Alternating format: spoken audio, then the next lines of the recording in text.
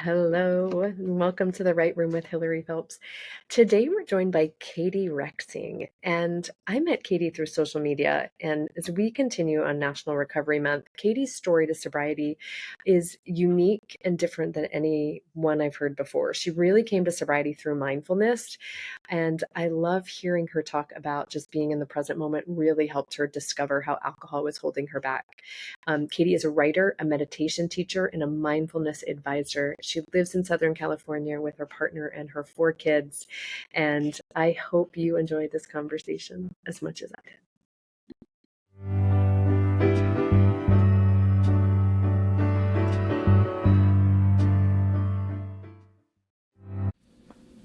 Hi, Katy. Welcome to the Right Room. How are you? Hi, it's so good to be here. Thank you for having me. Yes, I am so excited to talk to you. As you know, or I've mentioned, the Right Room is a place for women to share their stories in a really safe space. And there's so much that you shared on social that really drew me to want to have this Mm, conversation with you. One is kind of the way you found sobriety, and yep, two is this idea of perfectionism for women and motherhood. yeah, And so yeah. I love that you speak so openly and freely about that. But first, tell us a little bit about you. Who's Katy? Yeah. So I'm a mom of four, first and foremost. And I'm a writer. I am a meditation teacher and a yoga teacher. And I formerly a chef. That was my original background. Wow. Yeah. It like served me well because at that time in my life, I was a really intense person, which is so funny because if you've ever worked in a kitchen, you know what that is like. Like, have you I ever just watched watched? The Bear. It's literally what it's like.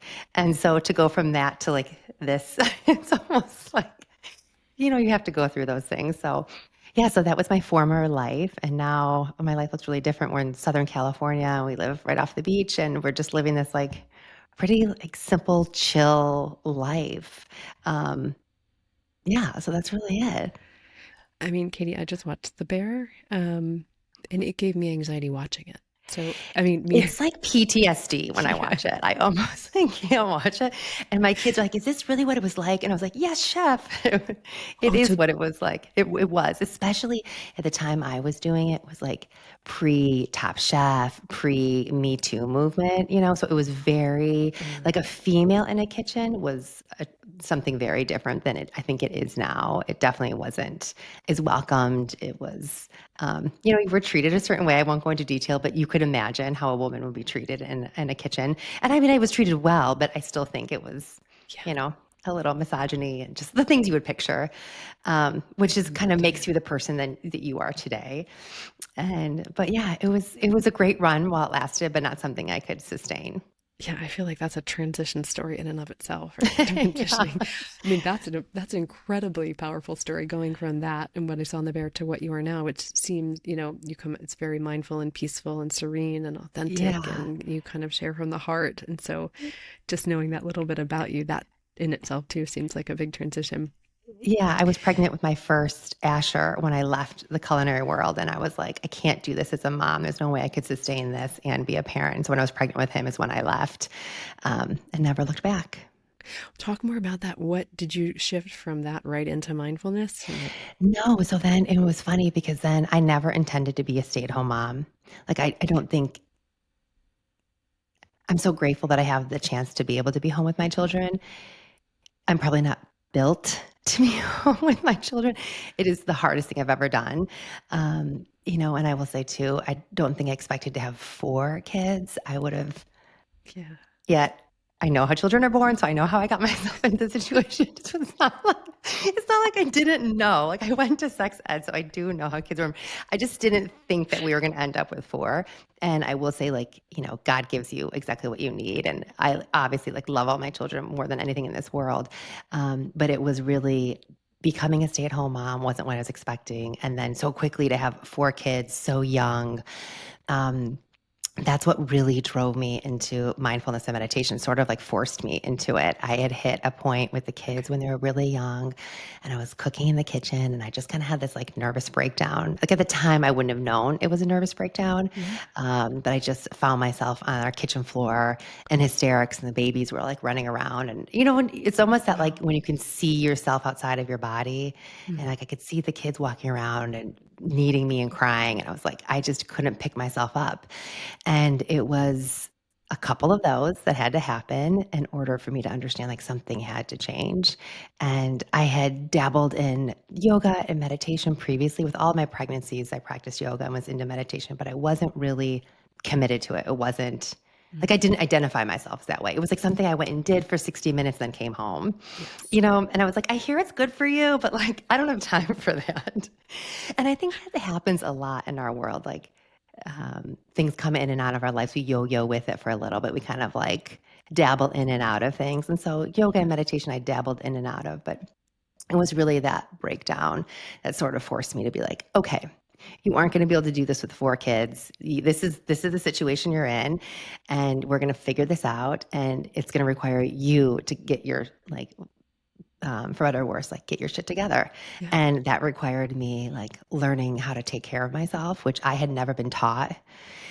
Like I didn't know. I knew how to do a lot of things, how to achieve, how to go to college, and how to get straight A's, how to become an overachiever, how to get the careers, how to, do all the things. But Yeah. learning how to care for myself and like knowing who I am and what it is that I need was not something I had ever been taught. Like I was like, I don't even know where to begin. Like, where does one begin on this? And so it started really small.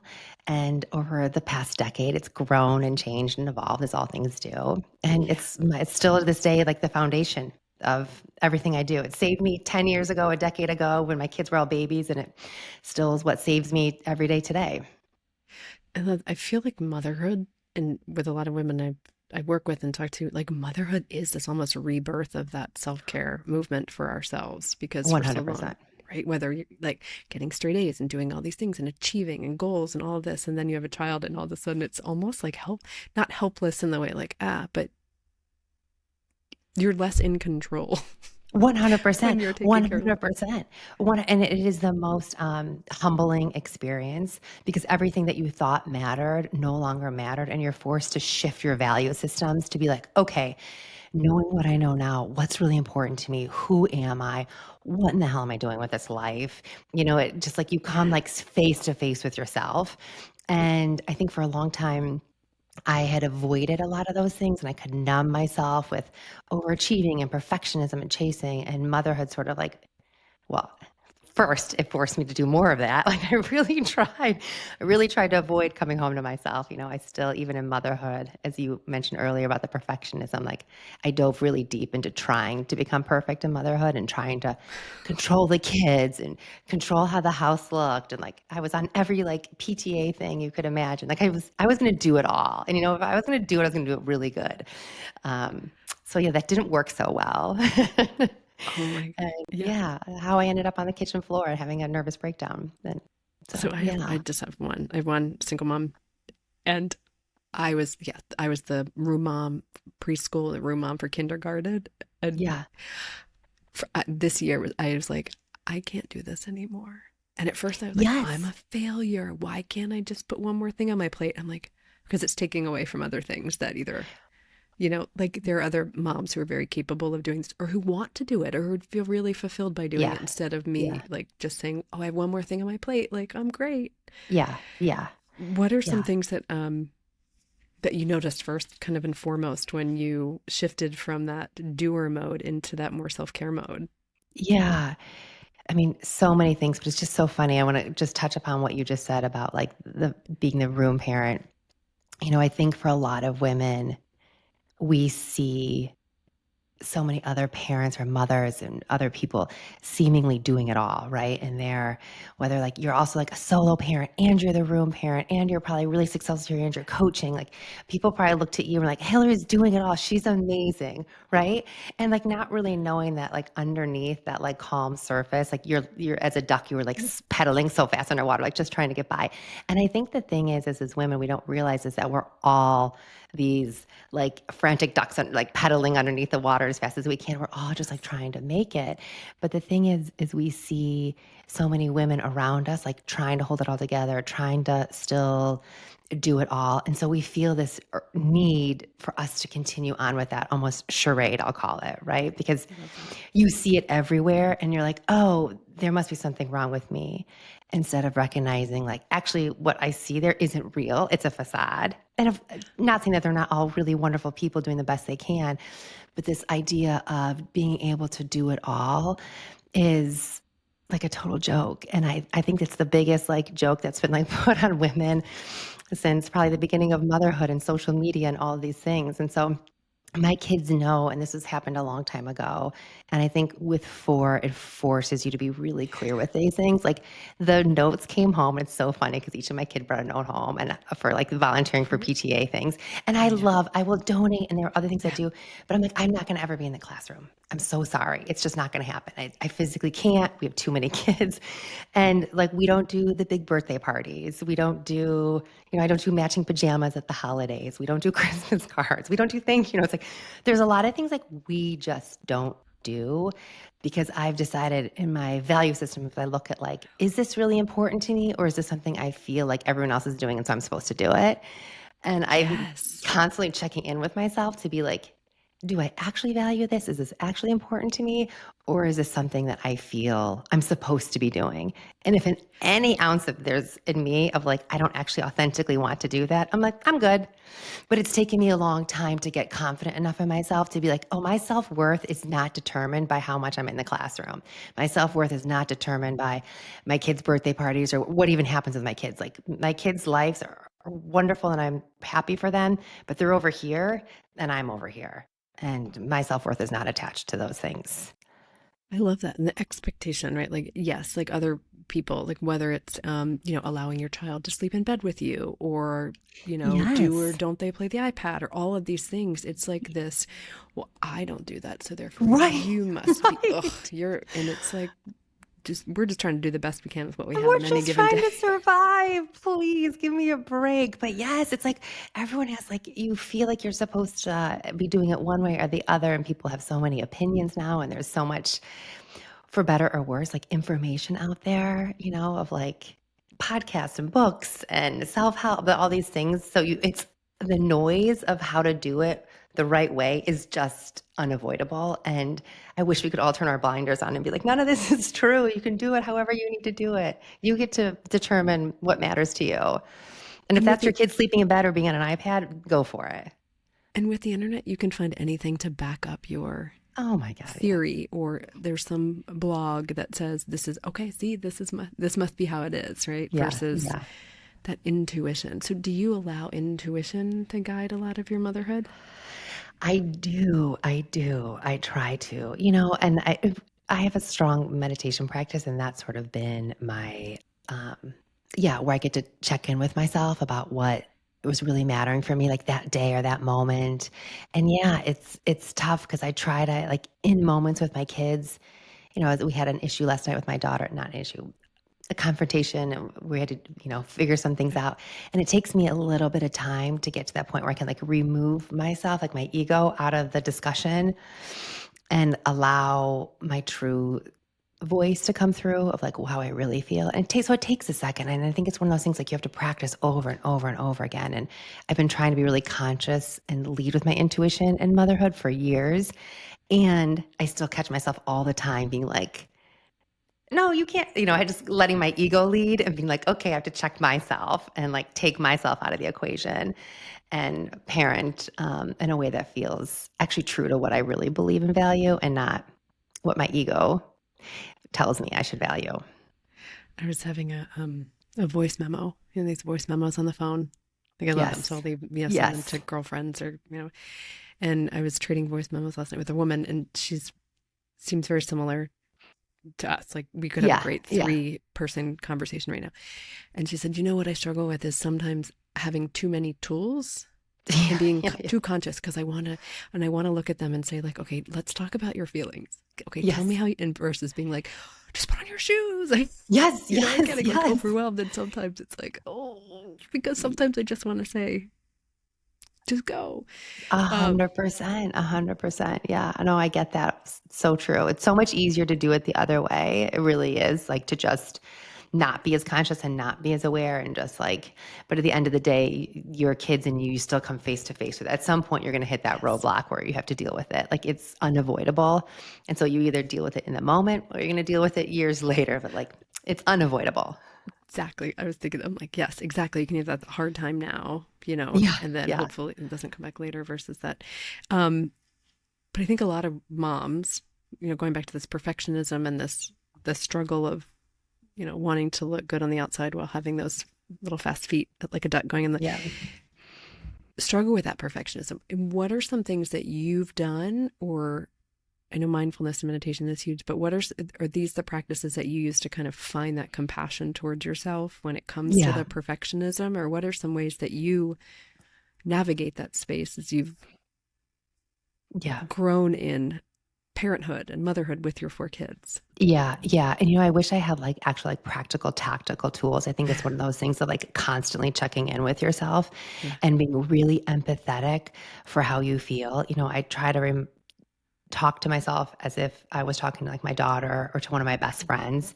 And we're so Yes. kind and compassionate to other people, and yet we can be so harsh on ourselves. And I think one of the things is for women, especially I'm someone I know you do too, who put myself out there online. And so you get feedback from people, good and bad, and you can't please everybody all the time. And I think one of the things for me that has been really helpful on social media is getting some of that feedback that's not so positive and not so kind, because it's a really great indicator for me of like where I'm not being compassionate to myself, because I will take some of that in and I have to just see it through a lens of like, oh, this isn't a reflection on you. This is what's going on with this other person, or this is what's going on in social media or whatever it may be. And um, if I can stay true to my center, I talk a lot about this in meditation and the women I work with, this idea of like holding center, of like things are going to come in your life. And for women, that can look like a lot of like perfectionism, we'll just call it, but it'll be like these waves that are like coming up and down. And as women, it can be so easy to ride these waves, to get on them. And so someone will say something to you and it'll either be a positive or negative comment. And you're just like all day long, up and down, yo-yoing between like good, feeling great about yourself. And then the next moment feeling like a piece of shit, like a failure, and then the next moment Yeah. someone says something, and we can be very reactive and responsive to other people's opinions of us or views of us, or just even like how we, even if they don't say anything, just how we think they feel about us. And, Story time. We call it yes, story yes, we time. keep it. Yes, story time is so big and it keeps us riding the waves. And, one of the things in my meditation practice that I try to remind myself that I will practice in doing is, instead of riding those waves, is learning how to just like, this sounds really cheesy, but just like to become the ocean. Not everything. You don't need to be on top of, like the waves. You watch the ocean, it's so rough and rocky, right? And like you can either be on top of that and riding that surface and be responsive and reactive to everything that comes your way. And it will leave you feeling exhausted and drained, trying to just like stay afloat. Yeah. Or you can choose to just allow yourself to be the ocean that you are and feel that calmness and that huge, the ocean is like so powerful, yet so beautiful. And like we can be that and not feel this need to respond and react to everything that comes. So I noticed myself going back to your original question of like, how do I keep myself grounded in those moments? And it's a constant practice of like when I notice that voice coming in of like, oh, you don't look like those other moms, or you're not volunteering like those other moms, or you're not doing X, Y, and Z. So I'm like, oh, you're on one of the waves again. There you are. And it's just that awareness, having this awareness of being responsive and reactionary to all the things that come into our world, and then choosing to be like, I don't have to be on that wave. That's a choice that consciously I can remove myself. Like we can't control what comes into our world, but we can certainly control and become, and maybe not even control, but become more aware of how we cannot respond and choose to get off the wave. And Yeah. it's a it's more than a daily practice. It's a moment by moment practice. You are spot on, Katie. I mean, I love that. It's the power of choice. Because as The power of humans, that's the choice. one thing is we have the power of choice. We have the power of choice to believe. I'd say the red flags and the green flags. You can choose the red Yes. thoughts or the green thoughts. And um, I worked with a therapist, and at one point, we were sharing something, and she's like, "Okay, that could be true, but what's Yeah. another option?" You know, and I Right. shared Right. these other options, and she's like, "Okay, now you get to choose which one you want to believe." You know, Yeah. like the compliment that somebody gave you, Yeah. or do you want to believe it? You know, there's ulterior motive, and it's not, Yeah. not to Right. believe. You're choosing. I'm like, Right. I'm choosing. So Yeah. how do women, how do you, or people, how do you become aware of these thoughts in the first place? I mean, well, that's the $1,000,000 question. And I think one of the first things is recognizing how unconscious we move through our day. And I think so many of us Yeah. are in denial of how unconscious we move through our days, how numb we tend to be, or how we choose to like tune out and not be present. I mean, I do it all the time. Think about all the times like you're driving in the car and you get from, point A to point B without even recognizing, like, wait, was that a green light I just went through? Who was, what street did I pass by? How Like, did I it's get just, here?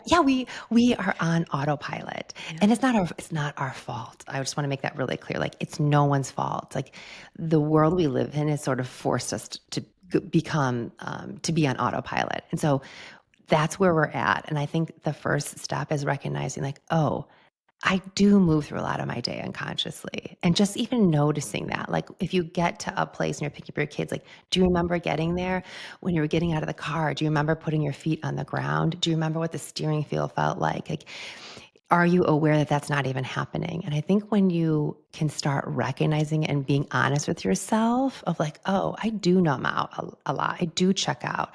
I'm not really present. Then you can make a conscious choice to be like, okay, I can't practice this 24 hours a day. It's just not going to happen. Our brains aren't built that way, and that's not our fault. Our brains are meant to keep us safe. So they're always checking like what's to come, what's thinking. Like that's just how our brains are wired to be. And so knowing that, we know that, like, okay, every time we check out, can I remind myself to come back? Can I come back to the present moment? And so, I like to challenge myself as I'm doing things like throughout the day where I could easily check out, like when I'm washing dishes. Can I feel the water running over my hands? Do I feel the soap? Am I noticing the sounds in the background? And trying to just even take 30 seconds to be really present in such a simple, mundane moment. I think people will think about mindfulness or meditation as this thing of like, you need to be sitting on a bolster and there's a certain like mudra and like I have this crystal and this like, you know, two-piece aloe set. I don't know. And none of that's real. Like that's not actually what mindfulness is. And what mindfulness is like in that moment when you're washing dishes with the kids, like running around, can you feel your breath moving in and out? Can you notice the water, the temperature of the water? Like, can you be present? And you're not going to be able to do this all the time. But if you can find even just 2 or 3 moments in a day to do that, it will build. And over time, you'll start notice like, oh, I feel my feet on the ground when I'm walking. I'm noticing my heel touch first. And then, the I don't know what you call the thing, the pad of your foot and your toes. And you'll start feeling like, and just start noticing things more, noticing like the cool pillow as you lay your head down at night. And the more you can do that, the easier it is then to check in with yourself about your own self-care needs because you're starting to notice. You're aware, you're practicing this muscle of awareness. Just like anything else, like we have practiced numbing out, so we have trained ourselves to numb, and we can just as easily train ourselves to become aware. And last thing I'll say about this is I also think like we tend to not believe that we're capable of doing this. We tend to think like, oh, that's good for you, or that must be nice for Katie or Hillary, but like that doesn't work for me. I can never do that. And it's only because we haven't been practicing doing it. And I think when we can see ourselves, even take a few moments, whether it's washing the dishes or driving the car, where you start to notice, you start to believe in yourself to be like, oh, this exists within me too.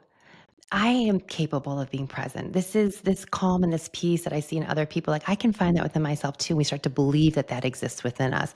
And I think that power of belief is so important of seeing ourselves as that calm, present person and knowing that that exists within all of us, not just, Hillary or Katie and, other people we see online. Yeah.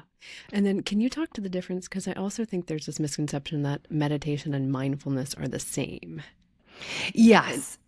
can you speak to that a little bit? Like tell us what the difference in those two. Yes. Yeah. So meditation is a practice of mindfulness. So mindfulness is like the overarching, like becoming more aware. I like to think of it as just becoming aware, and you can practice it in a lot of different ways. Meditation is a way you can practice it, but mindfulness is also just what we talked about earlier, washing your hands and noticing the temperature of your water.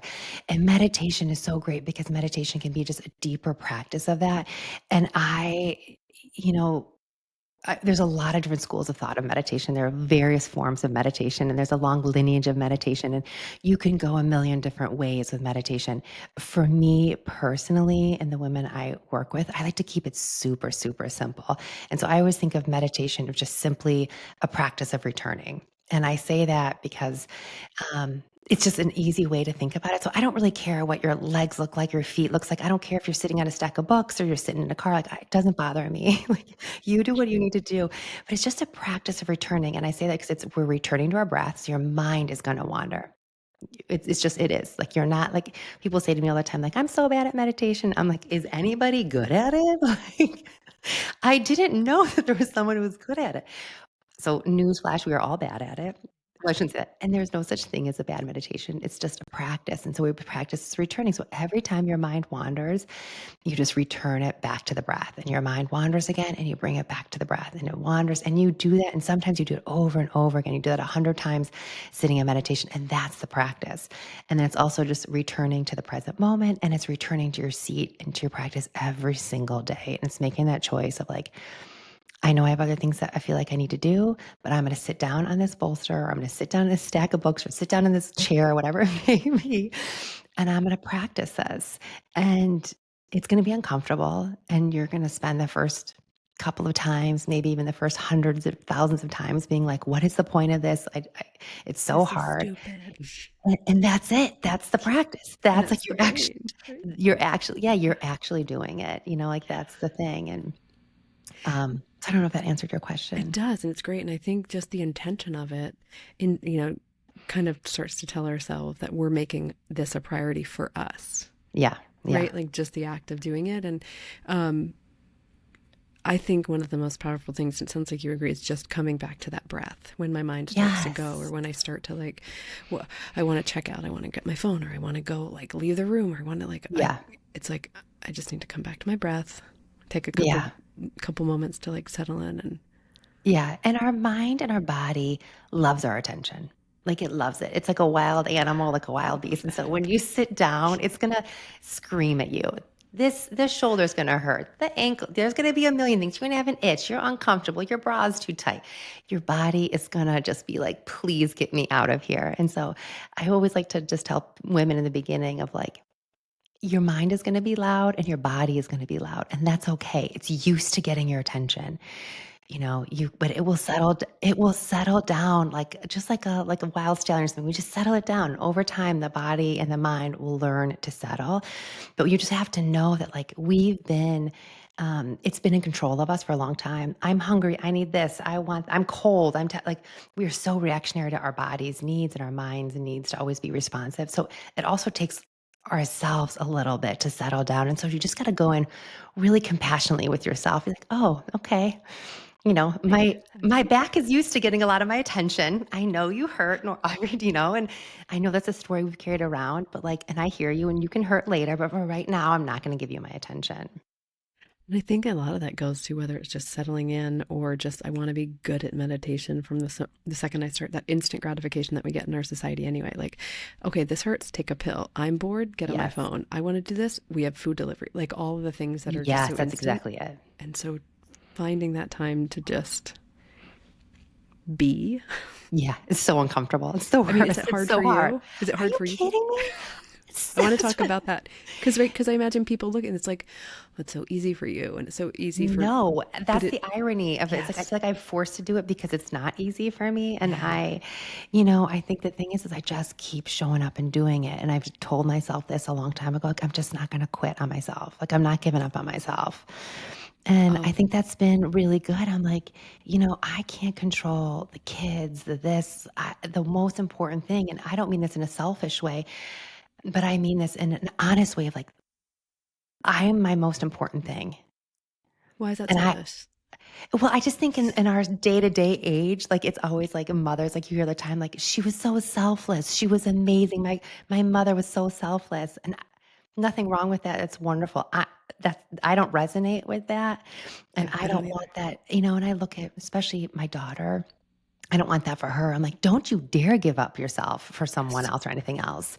And so I don't want her to see me as a martyr by any means or so yeah, so my number one thing is like I just won't quit on myself. I'm not going to give up on myself. Like I love myself too much and I'm doing that because I also like want my kids to see someone. I'm like this is what love looks like. This is what taking care of yourself looks like. It's all the things, whether it's not drinking, whether it's showing up and meditating, whether that's like deciding not to sign up for PTA because that doesn't authentically feel good for me. It's all those things. It's all of it because it's like, yeah, I'm gonna not put myself first, but like I've got me. I got to take care of me. I'm my number one person, and as we all should be. And because when you do that, then, and I'm not saying this because I hate when people are like, when you take care of yourself, you can take care of other people. Because I still feel like that feels another way of saying you're taking care of other people. But I feel like it's a little bit different in that, like when I do that, I'm empowering everyone around me to do the same. And when we all can do that, it's like that idea of like all boats in the harbor rise, right? Like wouldn't it be amazing if we lived in a world where we all felt our own like sense of autonomy and agency, and we could all stand in our own authority and like love ourselves? Like I feel like it would solve so many of the world's issues if we could all stand in our own power and not have to like take other people's. Yes. Well, it's like, and it is the idea of filling up your cup first, right? Or the oxygen Yeah. mask, whatever analogy. Because when I do not take care of myself, I do not take care of anybody else in an effective, like I just check the box, right? And that's not Oh, enjoyable for anybody. It's not enjoyable for me. It's not enjoyable for my son. It's not enjoyable for my partner. It's nobody wins. And then I just nobody like wins. keep sinking. And Yes. it's just a tough place. No, you're exactly right. But I love that you Oh said my it's not gosh. easy for you too, right? Because I think, like, to your point, people look at that and they're like, oh, she just has it all. It's easy for her because she does it every day. But you started as a beginner at some point, right? I mean, you sat down And for the I'm first. still a beginner. I still feel Yeah. very much like a beginner. There are a lot of days, as I just mentioned, the idea of like having to return from your breath. There are so many meditations. Today I sat down and my whole practice was like, okay, come back. Okay, come back. you know? Yeah. And I just know that like that's okay. That's being human. And I'm never gonna not be human in this messy world. And so that's not gonna probably change. And I think that that's okay. There has to get to a point where you can accept all parts of yourself. And mine is, I have a mind that races and it's okay. And I love her and she's served me well. And I'm going to be empathetic with her when I'm sitting down in meditation. I'm like, oh, I get it. The kids are back at school. You've got all these things on your mind. You've got to record with Hillary today. All these things like, right. Your mind is racing and I just gently bring it back. But yeah, no, it's definitely something where I feel very much like I'm a beginner and still figuring it out. And I think if we can all give ourselves compassion and that like beginner's mindset, things would feel so much easier. Like, of course I'm not perfect at it. Of course I'm not good at this yet. Like, who is? I don't know anybody who is. Show me a person who's like, I'm fully Zen. And I don't know. I won't believe it. I'll be like, "Yeah, something's wrong. Something's not adding up here." Yeah. And this practice, your mindfulness and meditation, is what ultimately led you to your sober journey. Yes, Is that, 100%. can you talk 100%. about that? What was that process like? And how did you discover that sobriety was the path you wanted to walk? Because did you have a drink? I mean, were you blacked Yeah, out? no, Were I you love drinking every this. I night? love this question. And I want to make sure like I give it like a real, Yeah, take your time. so I was never a huge drinker, but Okay. I will say the more I become sober, the more I can look back and be like, oh, actually, everything in my life was marked with a drink in hand, Yeah. whether it was like my kids' baptisms, birthdays, holidays. My family of origin, all, I'm not going to say like big drinkers, but drinkers. Every dinner, like someone has a glass of wine or a beer. And so alcohol was just something that was always around me. And I felt like it was very normal. Whether normal is a real thing or not, in my eyes, I never like saw it as a problem per se. But the older I got and the more casual drinking became, and the more it was like having friends over always meant let's sit on the back porch and open a bottle of rosé. The community I lived in back in Chicago was very big into drinking. I think actually probably all communities with young families are. And so it just became really casual. And it was funny because for most of my life and my day to day life, I was living really consciously, trying to live consciously, I should say. And so, I would take care of myself. I'd have my morning meditations. I would felt like I ate in a way that felt good. I moved my body in a way that felt good. I was doing all the things I could to take care of myself. And then 5 o'clock came and I'd be making the kids, it's like organic dinner in one hand, holding a glass of rosé in the other. And I was like, wait a second here. And it was just like the older I got, the more alcohol was affecting me too. And I'd wake up the next day groggy and not feeling well. And yet I never gave myself the option of quitting drinking because I didn't see it as a problem. It was like, does that make any sense? Right? Interesting. Like it's Yes, it almost because I does. didn't see it as a problem Yeah. that I went on for so long and kind of actually did become a problem. I just didn't know it was a problem. Interesting, because it's a problem in a different way. And what I mean by that, for me, Yes. I could not control it. It was blackout, didn't know what happened the night before. Like, there was no, it was all or nothing for me. But for you, the problem just looked different in that you weren't feeling optimal. It wasn't really aligned with the life you were living. Like, it was a different kind of Yeah. And I think it's problem. almost scarier and probably more Yeah. common because it's socially Yes. enabled, it's socially acceptable. So Especially like mommy wine nothing culture, right? Sorry. Yeah. 100%. And it's what everyone around me did. And I didn't think any of them had a problem, And so it was like on a Thursday night, we'd drink. And then it started dawning on me, I'm like, well, I want to get up at 6 or 5:30, whatever, to go for a jog. So I don't really want a glass of wine tonight. But I didn't know how to say no because like if I wasn't drinking, it was always the question like, why aren't you drinking? What's wrong? Are you pregnant again? Like, why aren't you having a glass of wine? And I always felt like there was this pressure to drink even when I didn't want to. And that's when I started to recognize like, oh, you're people pleasing or you're too afraid of like being honest and you're sacrificing yourself. And so it was really, I did this for quite a few years where I kind of dabbled in and out where it's like, I'm not going to drink. Have like a dry January or, I take September off of drinking. And I always felt so great, but then I'd go right back into it. And it's funny because it's very much my meditation story too, of like, you kind of like yo-yo with something for a little bit before you go all the way in. And I did this for so long and I was just getting annoyed with myself because I was like, God, you take care of yourself in all these other ways. And yet drinking, for whatever reason, you let off the hook because you just are too afraid of like putting yourself in those uncomfortable social settings. You're just, to be honest, I was scared. I was scared I couldn't do it. I was nervous. Could I actually quit? And I think there was a part of me that was nervous about quitting because it would force me to come face to face with like maybe drinking was a bigger issue for me than I had thought it was. And I hadn't seen myself in that light. Does that make any sense? Like I hadn't seen myself in the light of a drinker. And so if I was trying to quit and I couldn't, it would Yeah. force me to deal with like maybe you do have more of a drinking problem than you thought you had. Because I think, right, like addiction for so long was just not talked about, and it was like a moral failing, I feel, like in Yes. people's eyes, right? And so now that addiction is getting a little bit more attention and little, it's more talked about. It's a mental health issue. More people are dying from it. People are like, okay, addiction's a thing now. But addiction only looks like this, right? It only looks like the blackout, the person that's getting fired, the 100%. person that has a super sensational stories.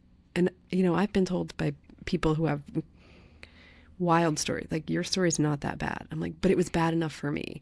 And that's what I think the story is, like an addiction, that the best story to serve everybody is like, if Yes. it's bad enough for you, then it's worth giving up or I not love that, drinking. And it Hillary. doesn't mean, right, you have to be stumbled, blackout, going to treatment, wrecking cars, getting DUIs.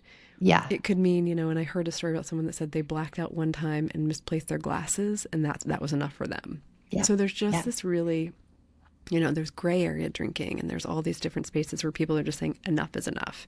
Yeah. And so for you, it sounds like it was kind of that like slow burn dimmer switch versus like a Yeah. light switch moment when you're like, okay, I'm done. That's And you exactly it. tried a couple times. So this It's been 3.5 years? Yeah, yeah. Yeah. So we were at my parents' house in Ohio visiting over the holidays a few years ago, and it was New Year's Eve. And I just remember this, like we were drinking, like sitting around and like having a few drinks, and I was drinking this wine, this white wine that was like lukewarm, like average at best wine. And like we were putting our kids to bed, and I was looking at this thing being like, why am I drinking this? And I went over to the sink, I stood up, we were all sitting around a table, and this was the most like unordinary, was didn't have a plan or anything. I stood up, I poured the glass of wine down the sink, and I looked at John Paul. I'm like, that's it, I'm not drinking anymore. And I didn't really know what I meant at the time. And I put myself to bed. And then the next day we drove home and we got back, and I was like, I don't think I want to drink anymore. He's like, you mean like a dry January? I'm like, no, I'm just kind of done with it. It's just, I'm over this feeling. I'm over doing something because it's just a habitual thing I do. And it's just out of like social settings. I'm like, it doesn't feel good for me. I don't like it. And he's like, okay, okay. And so I was like, I'm going to give myself January. And then I was like, I'm going to give myself February. And February came and went. And I kept being like, thinking in my mind, Hillary, that like maybe one day I would drink again. The thought of like never drinking again felt overwhelming for me. So I didn't put that on myself. I was just like, I'm not drinking today. I'm not drinking next week, and I'll see how I feel. And I did that for about a good year. I kept being like, I'm not sure. I'm not sure where this is going. And then I got to a point where I'm like, I'm 99.9% positive I'll never drink again. And I can't, so I don't love saying things in black and white because like I never know, but I would be shocked. Like I don't even think about alcohol anymore. And it's the only regret I have is that I didn't do it sooner. And it has changed so many things in my life being sober. So I love this that you wrote. I'm going to kind of paraphrase in this, that you wrote a piece and kind of highlight we're asking the wrong question Yeah. when it comes Yeah. to alcohol, focusing on whether we have a problem with rather than whether it adds value to our Yes. life. Yes. Are there Yes. other questions that people should be asking in the space? Are there other things that come to mind looking back? Yeah, I think the idea of like, what is it that I'm looking for when I'm grabbing for that glass of wine? Like, what is it that I Mm, want? And I think for me, a lot of it was like social acceptance. It was to check out, it was to numb, or it was to feel accepted. And it was a whole host of different things. And those feelings still come up for me, right? And yeah. now so it's not like I don't have moments where I'm like, God, I wish I could feel more comfortable in this social setting. Like, those feelings still come up. I just have different tools now to address it and to deal with it. And I think one of the things is like, I talk about this in my early sobriety days, of this idea of like allowing these feelings, whether it is that like I want to yell at the kids, or I need to check out, whatever that like energy is that like you would normally go grab a glass of wine for, is giving myself this like 60 seconds to just like sit in it and not force it away. And so I do this thing, and I'm sure there's a better term for it, but it's like I just refer to it as like the 60-second wave. And I'm just realizing I have a lot of ocean metaphors. I did not I love that. realize it. As a water person, I Yeah, love I'm like, oh my this. God, this is another thing. But I remember like the first couple of months of sobriety being in my kitchen, and it would be that like 5, 6 o'clock hour, and the kids were like doing bath time. And that's when I would normally like pour a glass of rosé that like wasn't that big of a deal at the time. And I remember being like, okay. And my mind would go through this whole thing of like, are you an alcoholic? Can you have a glass? Is it okay? It's just one glass. Like I would go through the whole thing, and I would stand there and I'd put my hands on my counter, and I'd just feel the kitchen counter, and it was cold like on my hands, and I'd stand there just grounded, and I'd allow whatever that emotion was to kind of like wash over me, not like, and not push it away, not be like, Katie, don't think that, don't want that glass of wine, don't need to, we do this with so many things in our life where they kind of push it away. We try to push the feeling away and push the emotion away, whether it's the urge or the anger or the anxiety, like just push it away. And I was like, just feel it. You're wanting to have a drink right now. Let it wash over you. And I would just stand there, and with it's always worked, but within 60 seconds, like that feeling of just like allowing myself to like feel it would wash over me, and it lost its power. And then I can make a new choice and be like, okay, I'm gonna pour myself a sparkling water, and I'm gonna go outside, and I'm gonna turn on a podcast for 5 minutes. Like that will be my checkout instead of pouring a glass of wine. It just helped me make better choices. I'm pretty sure I'm not answering your question at all, but it was No, one of those 100%. that was one of the first tools for me that I started to recognize, like, "Oh, I need something in these moments when I'm having an urge, I've gotta be able to do something." And so that, like, standing there for 60 seconds was really the tool that kind of saved me in those first couple of months. And I think that can be applied to anything, right? Like whether it's overeating or whether it's porn or whether it's 100%. iPhone or whatever it is. It's like we want something in the moment that's instant to change the way we feel. And so it's the difference in changing our feelings, which is grabbing that external thing to to satiate or change versus like Yeah. process them, which is exactly what you're talking about. I'm going to Yes. give myself 60 seconds to process this. And even after that, if you're like, nope, F it, I'm going to have a drink. Like Yeah. you've at least put a little bit of that space. What does Wayne Dyer call it? That space in between the thought and the reaction, Yes. building that more space in between there because if food or drinking or social media is the only tool we have, right? But I think that goes back to what you're saying about practicing. We Yeah. have to try these new tools to see if they work and see if they fit. Or we don't have to. We choose to. Yes. Yes. Yes. And it becomes our new toolbox. Yeah, that's exactly it. That's exactly it. Yeah. And it gets easier and you're better at it and it Yeah. becomes more intuitive. I think at the beginning, some of this stuff can feel a little clunky. This like, Yeah. oh my God, now I have to like think for 60 seconds. Like there is a little bit of that in the beginning, those first couple of months. And I'm sure you've felt the same way. And then some of these practices become just a little more intuitive where you don't have to think. It just becomes more like on autopilot of like, okay, oh, I get what's happening here. I'm having an urge to either grab a glass of wine or grab some extra, like, a candy bar or to yell at my kids or to somehow change my feelings and learning to just like take a pause. It becomes more natural, but in the beginning, yeah, it's a little clunky. Right. We're taught to Yeah. just react or do or think or grab, and I love the 60-second, what did you call it? The Oh, 60-second the pause? 60-second wave. I guess it was just like 60-second wave. I it love would it. just feel like it was like washing over me. And I would just like visualize it, just like let it wash over you. Let it wash over you. It's gonna go away. Yes. And then you get the power of choice. Yeah, yeah, for sure. I love that. Yeah. Katie so I'm going to ask you three things.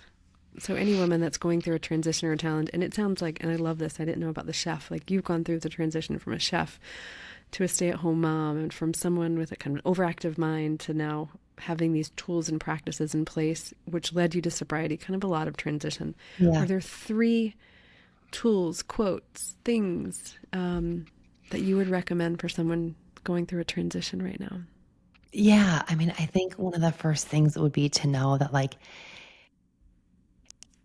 not even to know, but just like to accept all parts of yourself and your humanity through Mm, whatever the transition is that you're going through. Like, so often when we're going through a transition from one thing to the next, we so badly want to get to the other side and we want to do it, as we've said, like perfectly. And we want to be like this expert at things and we don't want to bring all the messy parts with us. And, it can be so easy to not see ourselves as this whole complete person. And so just whatever transition it is, whether it's like changing careers or, making a different choice in your health and wellness, who you are today, all of that is going to come with you into this next chapter. And like, it's okay to welcome it all in and not like push some of it aside and like want to like push away your anxiety or push away your fear or push away your anger. I think we need to get to a place as a society where we can stop looking at some of those things as bad or good parts of ourselves. And they're just all information. It's just all parts of ourselves. And so like seeing yourself as this whole complete person who can hold all of these different things at once, I think is really, really important. For a long time, I just wanted to see myself in a certain light that I was like a good person. I did this. I was calm. I was these things. And I was like, it's not really true. you know? And so I think the faster we can recognize like, oh, this is all of me and bring all of that in, the easier it is for all of us. I love So that.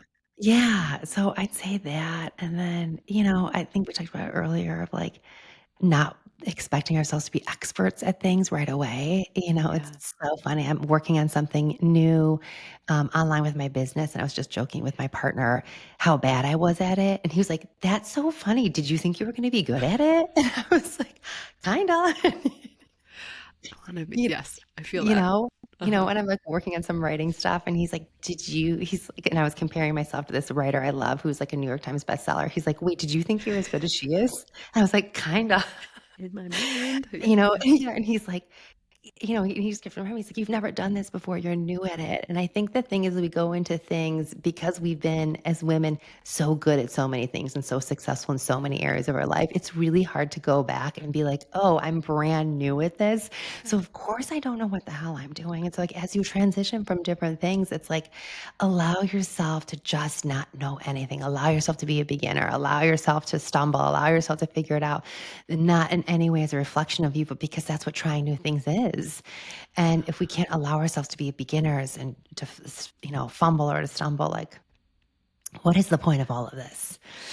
So I there's love that. that. Yeah. And then I say, like, my final thing is, and this is so cheesy, but I think this understanding of like recognizing your worth and recognizing like how worthy you are of your own compassion and your own time and your own energy is just something that I cannot stress enough. And for me has been the biggest game changer as I've made so many changes in my life of just keep coming back to this thing of like, I've got you.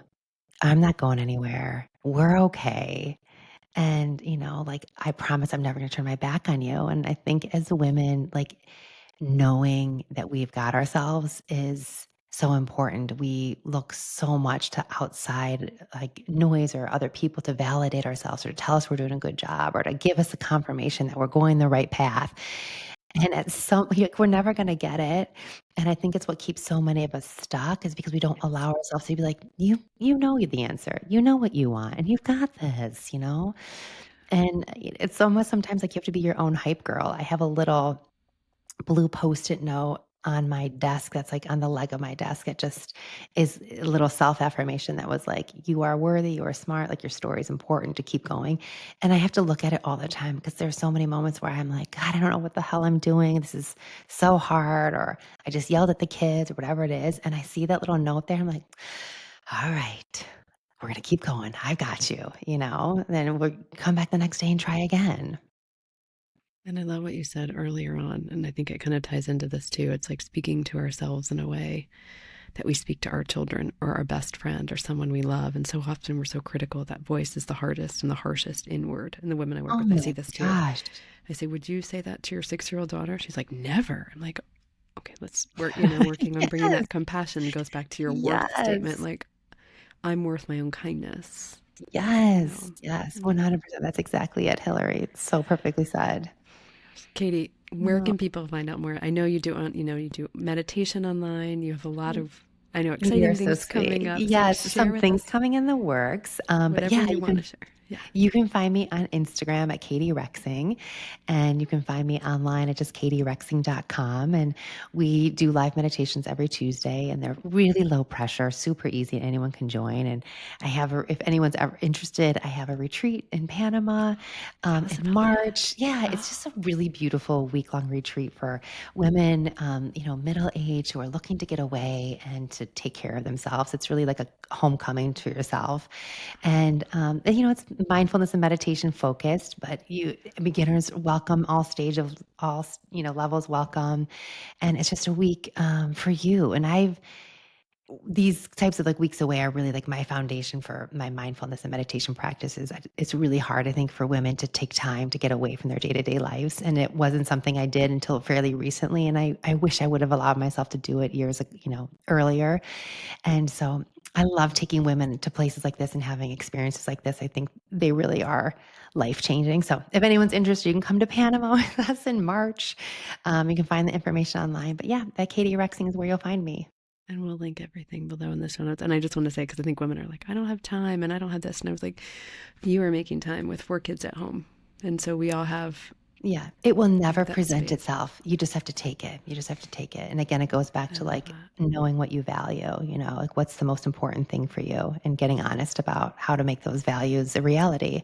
So for me, that's time for myself. And not listening to the voice in my head that it's selfish and be like, no, this is actually because I believe I am worth this, and this is what self-love looks like, and I want to model that for my kids. So yes, I agree with you everything you just said. I love that. Katy, this has been such a wonderful conversation. Thank No, you so ditto. much Thank you so much for having me. I for love what you are joining doing. us. You're helping so many women. So keep going and just thank you for having this space and for having me on it. Thank you. I'll talk to you soon. Okay.